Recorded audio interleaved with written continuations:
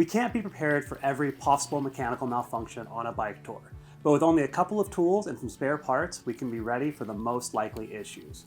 My kit is often as simple as a multi-tool with chain breaker, tire levers, a bicycle pump, a spare inner tube, a patch kit, and a tire boot, which generally cover the two most common mechanical issues, which are flat tires and chain problems, at least well enough to get you to the next bike shop. It's also worth noting that the likelihood of either of these things happening can be greatly reduced by choosing the right tires, proper chain maintenance, and replacing both when worn out.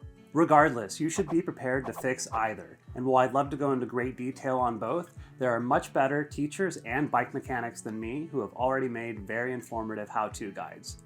I personally learned almost everything I know from the Park Tool video series, which does an excellent job helping identify what applies to a specific bicycle and then how to fix it. Although admittedly, there are a couple of explanations I've had to watch many times before it finally sunk in. That said, I do want to share a couple of key pointers that can make all the difference. First, if you get a flat tire, something caused it. And if you can't identify the cause, it is very likely that it still exists and you will get another flat tire a few miles down the road. When you get a flat tire, inspect the outside of your tire for obvious signs of a puncture or damage. If you identify any debris, remove it and note where you found it. Also, once you have removed the tire and inner tube, try to inflate the inner tube to a few times larger than it would be in the tire, on top of the wheel and in the same orientation as it was inside. Wherever you identify the leak is likely where the source of the issue is at. Regardless, carefully run your fingers along the inside of the tire looking for thorns, road debris, or other issues that could puncture an inner tube. Also, if the cause is any level of sidewall slash, install a tire boot. The ones made for it work best, but cardboard and snack wrappers can work in a pinch. In any case, tire boots are temporary fixes, so the tire should generally be replaced when you can. For chains, the most important thing to know is that links between chains cannot be repaired. And so if your chain snaps and you don't have extra links with you, your chain will get shorter. This shortening can put unnecessary stress on your derailleur, especially in your easiest gears and if your derailleur has a clutch.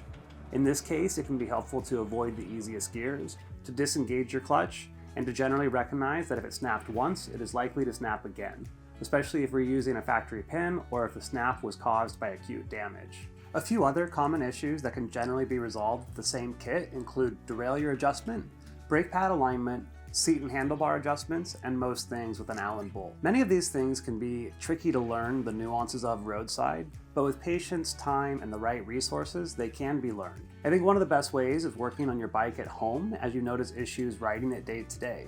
Or if you're less confident overall with tools or mechanics, it can often be relatively easy to find in-person and hands-on lessons, such as those offered by REI, or perhaps at your local bike shop. Having a backup plan, or at least a plan for if things go wrong, is a must. Although less common, broken spokes, seized bottom brackets, damaged cables, leaking hydraulic brakes, and more are all distinctly possible and much more challenging to be prepared for or even skilled enough to repair roadside.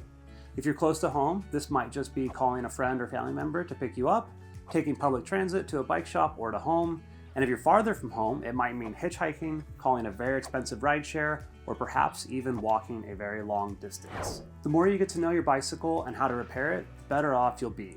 But don't let perfection get in the way of going on a bike tour.